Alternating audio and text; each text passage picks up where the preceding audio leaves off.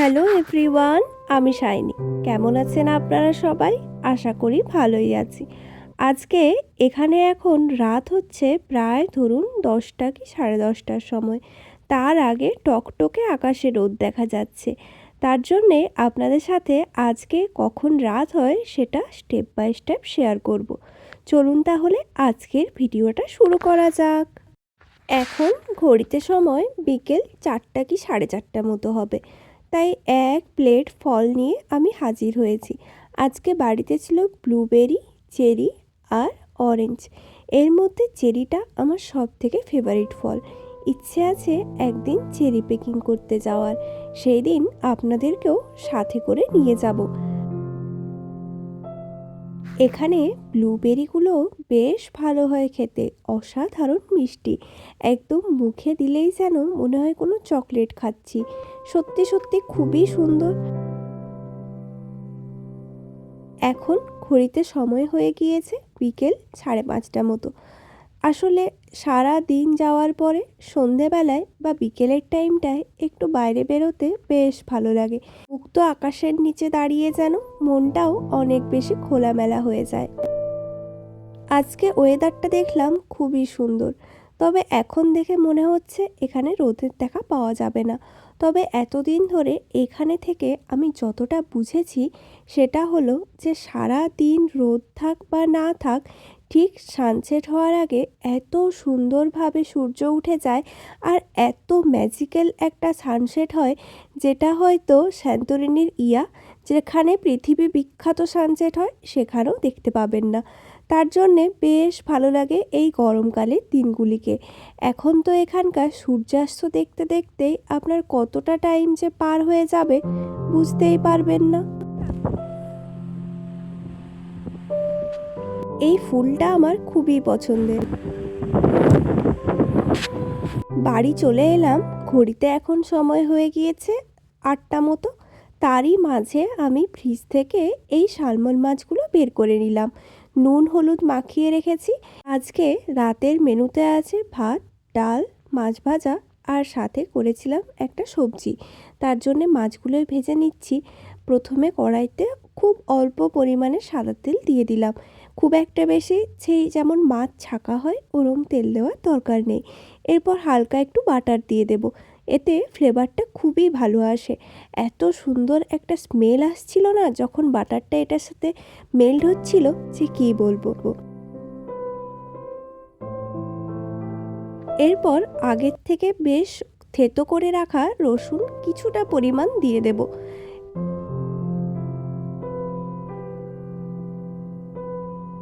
যখন রসুন আর বাটার দুটো একসাথে এত সুন্দর একটা সুগন্ধ গোটা বাড়িতে একেবারে ম করছে। এগুলো যেহেতু সামুদ্রিক মাছ, যার জন্যে একটু স্মেল লাগতে পারে, তাই ওই স্মেলটাকে কাটানোর জন্যেই আমি ভাজার সময় রসুন লঙ্কা দিয়ে দিই। তাহলে মনে হয় বেশ অন্যরকম একটা স্মেল আসছে। না হলে মাছ ভাজা খাওয়ার সময়ও না মাছটা ঠান্ডা হয়ে গেলেই কেমন একটা অদ্ভুত স্মেল করতে থাকে। তাই এইভাবে ভেজে দেখবেন, বেশ খেতেও ভালো হয় আর ওরম বাজে স্মেলটাও থাকে না।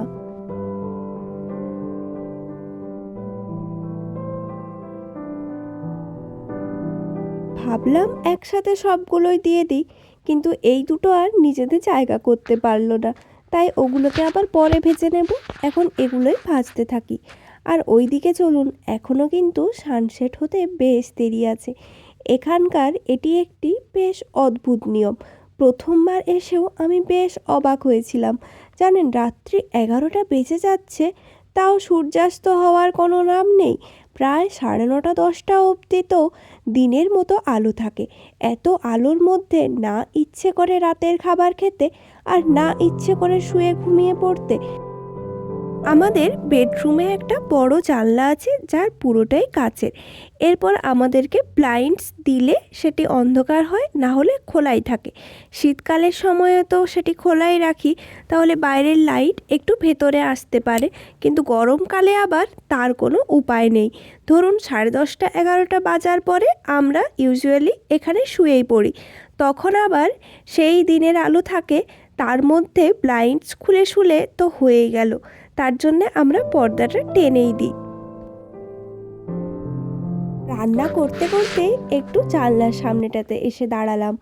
এসে দেখি এখনও তো সূর্যাস্তের কোনো নামই নেই। কি সুন্দর হয়ে আছে না আজকের পরিবেশটা। তবে সূর্যাস্ত হতে এখনও বেশ খানিকটা সময় বাকি আছে। এখন সময় হয়েছে 8:30 মতো। চলুন দেখি মাছগুলো ওদিকে আবার না হলে ধরে যাবে। দেখেছেন কেমন লাল লাল ভাজা হয়েছে। আর 2-5 মিনিট বাইরে দাঁড়িয়ে থাকলেই হয়তো নিচ দিকটা একদমই লেগে যেত। এই জন্যে রান্নার সময় ছেড়ে যেতে ইচ্ছে করে না। ওই জানলাটার সামনে দাঁড়ালে এত কিছু একসাথে দেখা যায় যে সহজে ওইখান থেকে ফিরে আসতেও ইচ্ছে করে না। পুরো পৃথিবীটা যেন খোলা হয়ে যায়। এই মাছগুলো কিন্তু আসলে অনেক বড় বড় হয়। ধরুন এক একটি মাছের ওজন প্রায় 50 থেকে 60 কেজিও হতে পারে। সেগুলোরই কেটে কেটে ফিলে হিসেবে বিক্রি হয়। তো আমি একটি ফিলেই নিয়ে এসেছিলাম তার থেকে, যার প্রাইস নিয়েছিল এই পুরো মাছটার 9 ইউরো, মানে ভারতীয় টাকায় 810 টাকার মতো। এখন সময় হয়েছে 9টা মতো। এখন তাও হালকা হালকা একটু অন্ধকার নেমে এসেছে মনে হচ্ছে। তখনকার তুলনায় আরও বেশ খানিকক্ষণ সময় লাগবে। চলুন।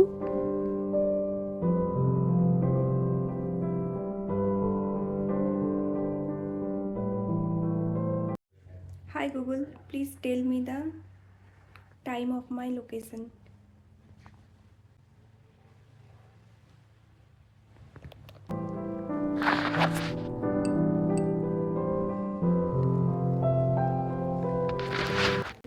এখানে রোদ দেখেছেন, এখন ঘড়িতে সময় প্রায় 9:30, তাতেও রোদ। দেখেছেন রাত্রি 9:30টার সময়ও এত রোদ। মাঝখানে এখনও দেখলাম বেশ খানিকটা দেরি আছে। তাই আজকে আমি কিছু বই অর্ডার দিয়েছিলাম, যেগুলো ওনারা ডেলিভারি করে দিয়েছিলেন। সেটি নিয়ে এলাম নিচ থেকে। আসলে আমাদের সমস্ত ডেলিভারির আইটেম দিয়ে যায় লেটার বক্সে বা অন্য একটি বক্স আছে সেখানে। এই 3টি বই আমি অর্ডার দিয়েছিলাম, একটা জাস্টিস, একটা সি স্টুপস টু কঙ্কার, আর একটা হলো আর্মস অ্যান্ড দ্য ম্যান। বইগুলো পেপার ব্যাকের মধ্যে, যার জন্য এত সুন্দর দেখতে হয়েছে। বেশ স্লিক আছে, তো হাতে নিয়ে পড়তে কোনো অসুবিধা হবে না। অনেকে আবার পছন্দ করেন হার্ড ব্যাক বইগুলো পড়তে। পড়ার জন্য আমার মনে হয় এই বইগুলোই বেশি কনভিনিয়েন্ট আর ইজি হয়। দেখুন কি সুন্দর না। নতুন বই দেখলেই সেই ছোটোবেলার কথা মনে পড়ে যায়। যতই বড় হয়ে যায় না কেন, নতুন বইয়ের প্রতি ভালোবাসা কমবে না। নতুন ক্লাসে ওঠার পর সবথেকে বেশি এক্সাইটমেন্ট থাকতো বইয়ের প্রতি। নতুন বইয়ের যে গন্ধ, তা কোনো কিছুর সাথে তুলনা করা যাবে না। যত নামি দামি পারফিউম হোক, তার থেকে তো বইয়ের গন্ধ যেন মন আকর্ষণ করে। দেখুন এই সবে পুরো শহরে লাইট জ্বলেছে। সানসেট হয়েছে 10:30 মতো বাজে ঘড়িতে।